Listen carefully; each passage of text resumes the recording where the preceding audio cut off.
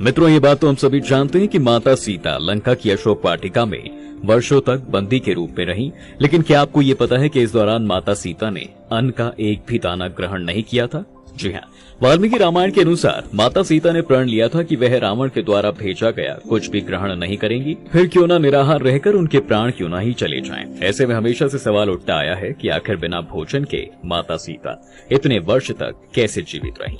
दरअसल जब माता सीता के संकल्प के बारे में ब्रह्मा जी को मालूम पड़ा तो वह काफी चिंतित हो गए। उन्होंने फौरन देवराज इंद्र को लंकापुरी में जाकर सीता जी को उत्तम खीर प्रदान करने को कहा। मित्रों, बता दें कि ये एक ऐसी दिव्य खीर थी जिसे ग्रहण करने के बाद भूख प्यास नहीं लगती थी, साथ ही तेज और बल भी कम नहीं होता था। इसे लेकर देवराज इंद्र निंद्रा देवी के साथ लंका पहुंचे, जहां पर निंद्रा देवी ने सबसे पहले मां सीता की निगरानी में लगे राक्षसों और राक्षसनियों को निंद्रालीन में कर दिया। इसी बीच भगवान इंद्र अशोक वाटिका में माता सीता के पास गए और बोले, मैं देवराज इंद्र हूँ और परमपिता ब्रह्मा जी के निर्देश पर आपके पास ये विशेष खीर लेकर आया हूँ, जिसे ग्रहण करने के बाद आपको वर्षों तक भूख प्यास नहीं लगेगी। लेकिन दोस्तों, वो कहते हैं ना, दूध का जला छाछ भी फूंक फूंक कर पीता है। ऐसे में एक बार बहुरूपीय रावण के हाथों धोखा खा चुकी मां सीता जी के लिए किसी पर भी विश्वास करना आसान नहीं था, खास तौर पर लंका जैसी रहस्यमयी और मायावी नगरी में जहां कुछ भी होना असंभव नहीं था।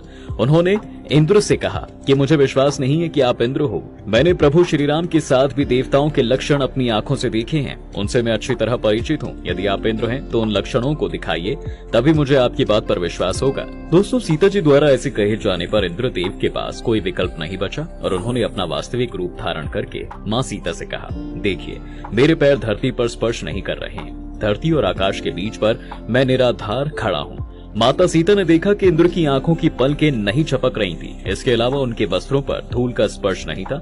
उनके गले में जो पुष्प माला डली थी उसके फूल मुरझाए हुए नहीं थे। माता सीता जानती थी कि यह सभी लक्षण देवताओं में ही होते हैं। उन्हें यकीन हो गया कि यही देवराज इंद्र हैं और उन्होंने इंद्रदेव द्वारा प्रदान की गई खीर हाथ में लेकर मन ही मन प्रभु राम को निवेदित कर उसे ग्रहण कर लिया। खीर को ग्रहण करते ही जानकी जी को भूख प्यास के कष्ट से मुक्ति तो मिल गई, साथ ही साथ इंद्रदेव के मुख से श्री राम और लक्ष्मण का समाचार पाकर वह बहुत प्रसन्न हुई और उन्हें यह भी विश्वास हो गया कि प्रभु श्री राम उन्हें अवश्य लंका से मुक्त कराएंगे।